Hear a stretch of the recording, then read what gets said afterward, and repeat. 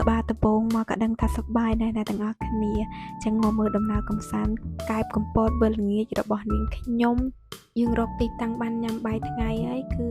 ម្ដុំចិត្តស្ពាននេះស្ពានហ្នឹងណាអ្នកទាំងអស់គ្នានៅក្រោមដំបងដែលទិញលីហាមួយកំប៉ុងនៅរង្វង់មូលទុរេននោះលីហាហ្នឹង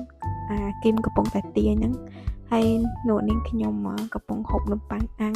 ថាហូបកុំឲ្យអស់12000ទៅមកវាលើសអស់12000ហ្នឹងទាំងដូរមកហូបលីហាហើយទៅពេលឲ្យថែមទឹកអំពៅ2កែវ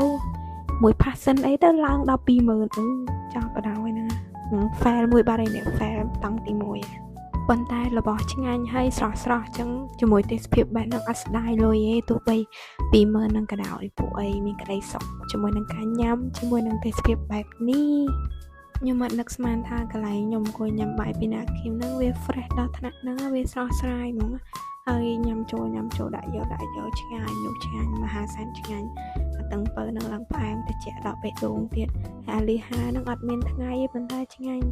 និយាយទៅវាឆ្ងាញ់ហ្មងស្អីក៏ឆ្ងាញ់ដែរឆ្ងាញ់គ្រប់មុខទាំងអស់ទេសភាពបែបហ្នឹងធ្វើឲ្យនាងខ្ញុំចង់ទៅទៀតប៉ុន្តែជប់ទៅខែភ្លៀងហើយពួកខ្ញុំអត់បានទៅណាច្រើនទេដោយសារតែចូលចិត្តអា slow life តិចមួយអញ្ចឹងណាហើយយឺតទៅវាស្ងប់ស្ងាត់វា peaceful ក្នុងផ្លូវចិត្តយើងជាពិសេសហើយនិយាយមែនតែនអីដោយសារតែវាភ្លៀងផងចឹងបានទៅណា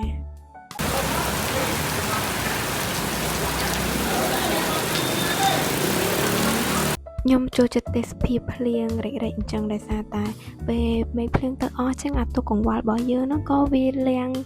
ងជ្រះស្រឡះតាមនឹងទាំងអស់ទៅដែរទៅហើយ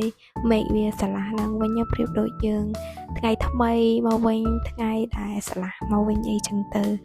ហើយគ្រាន់តែថាយើងអត់បានដើរច្រើនយើងនៅមួយកន្លែងយើងឈប់ពេលភ្លៀងយើងឈប់ចឹងណានេះខ្ញុំមកដល់ផ្សារកែបឯនេះមកដល់ញ៉ាំមឹកមុនគេមឹកនឹងឆ្ងាញ់ខ្លាំងនិយាយទៅខ្ញុំនៅតែនឹកមឹកនឹងខ្លាំងហើយឆ្ងាញ់មែនតើអាទឹកច្រលុចគេនឹងឡើងអែមហ្មងឡើងជាតិហើយដល់ពេលមេឃភ្លៀងចឹងយើងឃ្លានហ្នឹងអីក៏ឆ្ងាញ់ដែរហើយរបស់គេនឹងវាឆ្ងាញ់ស្រាប់ទៀតមួយឆ្ងាញ់សុំទោសអ្នកទាំងអស់គ្នានៅមុនហ្នឹងខ្ញុំហៅផ្សារកែបតែខ្ញុំទៅនឹកឃើញថាគេហៅផ្សារក្តាមហ្មងឥឡូវហ្នឹងមកនេះផ្លេចតរៀនមិនកើតទោះជាមានបាត់ចិត្តតិចតួក៏យើងត្រូវតែញ៉ាំតរេនឲ្យបានដែរប្រេនហ្នឹងក៏ឆ្ងាញ់ទៀតលោកប្រេហើយនិយាយមែនអស់តែ20000ទេហើយទៅញ៉ាំពីរនាក់ហ្នឹងឆ្អែតមួយផ្លែហ្នឹង20000មានអីម្នាក់10000ហើយឡើងបានឆ្អែតបានឆ្ងាញ់ងាត់អែមជាតិបងកំពុងតែហៀលជួបវិញនៅសមុទ្រហើយឈៀលមើលថ្ងៃលិចទៅរសៀលបាន solo ខាងណា good feel ជីទៅរកកន្លែងណាវាលើទឹកដីសាគរមិនបកក្រោយទៅមកសុំទៅហួរសុំឲ្យទឹកជ្រោះពូជនឹងរៀងទៅឆ្ងាយមិនចង់ឈឺក៏មិនចង់បដូរឈ្មោះហើយបងទទួលស្គាល់ថាដល់វេលានេះ goodbye my love យ៉ាងណាក៏ធ្លាប់ជា my love